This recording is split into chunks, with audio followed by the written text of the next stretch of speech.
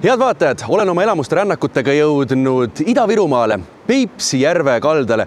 Peipsi jääb siit umbes 100 meetri kaugusel, ma kuulen isegi seda veekohinat. Aga miks ma siia tulin? Ma tulin siia sellepärast, et meie tänapäeva elu on nii hektiline, nii kiire ja me unustame end ära. Siin Kurro looduspaas saab aga aja maha võtta ja lõõgastuda.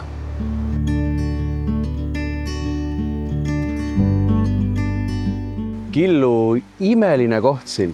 Aga Kurro looduspaas, mis see Kurro nüüd tähendab siis? Kus see nimi tuli, jah? Ja. Me oleme siin Uusküla külas.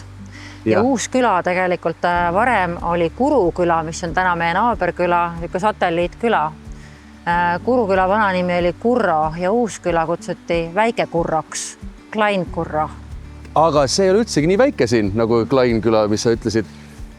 Räägi mulle, see on nüüd siis ala, kuhu tulevad ilusti kalad ujuma. Siia nüüd päris iga külani saad, mul on natuke privilegeeritud olemine. Aga siin ümberring see spa-osa, see on uhke. Jaa, see on umbes 1500 ruutmeetrit nii-öelda tervist läbi vee, eks ole, spa. Meil on kõigepealt on üldspa, mis on siis nagu vee- ja lõõgastusala, basseinidega ja saunaga ja alati majutuse hinna sees kõikidele avatud. Ja siis meil on veel veidi eksklusiivsem saunaala, kus on kokku 7 erinevat sauna. Ja see saunaala on tõesti siis selline nagu tõsisemaks sauna nautimiseks ja aeglasemaks lõõgastumiseks. Et seal on 2 eraldi sauna osa.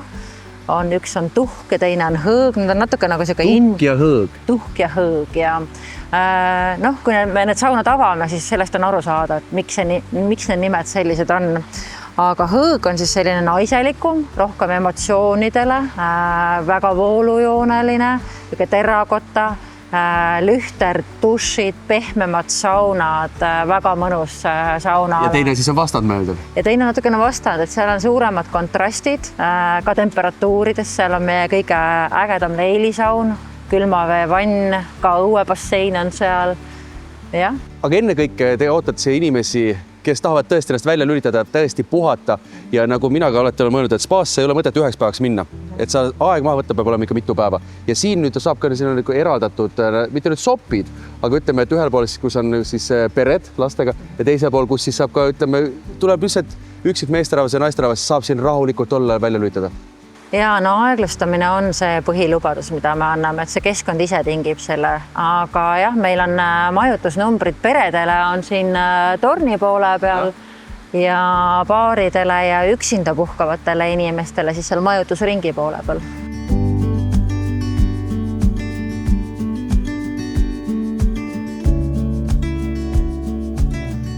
Killu, kuhu sa nüüd mind toonud oled? Me oleme Kurro mõttekäigu rajal. Mõttekäigu rada, ilus nimi. Ja, no me ei tahaks nimetada seda matkarajaks, sest Kurros on väga palju loodud tingimusi just aeglustamiseks. Et kõnnima aeglasemalt? Kõnnima aeglasemalt, ja siia mõttekäigu rajale me tegelikult suuname inimesi väga hea meelega, et nad kogeksid loodust, kuuleksid helisid, naudiksid kõige viie meelega ja tuleksid kohale. Loodusel on tegelikult ju väga tervendav ja selline rahustav mõju. Vägi. Ehk siis, kui sa sellest linnastressist oled päriselt väsinud, siis siia loodusrajale tulek on väga hea mõte. Aga no siin tegelikult talvel me tahame hoida ka suusarajana seda. Ideaalne ju. Et siin kandis on väga palju lund muuses. Talved on olnud väga lumised, isegi Tartu maraton toodi ju eelmine aasta siia. Ja, täpselt. Ja suvel saab rentida rattaid ja neid ka RMK hooldatavaid radu on siin ümberringi hästi palju ja väga erinevatel maastikel, nii soodes, rabades kui ka näiteks liivaluidetel. Ehk siis tegelikult on see, et puhka võtta aega maha, rahune ja samas on ka aktiivset poolt ju, kes ikkagi puhkamisest ära väsib, see saab minna kuskile väljakule ennast ka välja elada. Jaa, no tennis- ja padeliväljakut siin sama sees, eks ju, ootavad neid aktiivseid harrastajaid.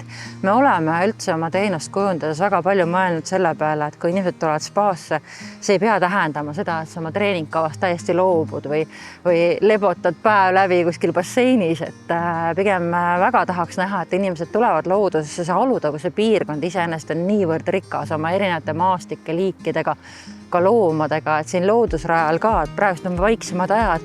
Meil on siin Mägra perekond, seal natukene edasi nurga peale tegutseb, kui õhtul vaikselt minna näeb neid, rebased, jänesed, kitsed, et me oleme looduses.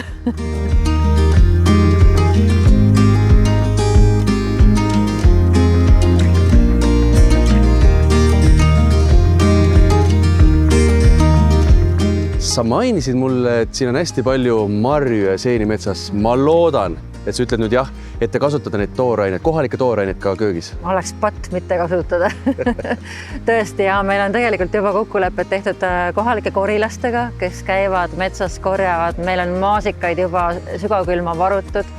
Murakad tulevad kohe, mustikad ja sügisel seened loodetavasti väga palju, aga ka jahimehed, et kohalik ulukuliha tuleb meie restorani. Ja teil on olemas alga eraldi kalameeste jaoks selline oma ala, et kui nüüd minna siia Peipsi peale kala püüdma, tulete suure saagiga loodetavasti tagasi, siis on teil alla olemas kohe selline, kus te saate selle kala puhtaks rookida ja panna külma ja siis pärast, kui lähete siit spaast ära, võtate koju kaasa. Jaa, absoluutselt. Ja kui on märjad kalastusriided, need saab panna kappi kuivama.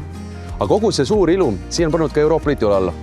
Jaa, see tegelikult on väga oluline, et Euroopa Liidu rahastus tõesti aitas meil selle projektiga kiiremini alustada. Ma oleks seda äriplaani ilmselt veel mõni aasta siin natukene kalkuleerinud ja kaalunud, aga et see piirkonda tuli õiglase ülemineku fondi rahastus ja turismile laienes on tegelikult väga suur asi. Teie aga tulge nautima siis seda imelist loodust ja Peipsi järve kohinat ning pehmet vett.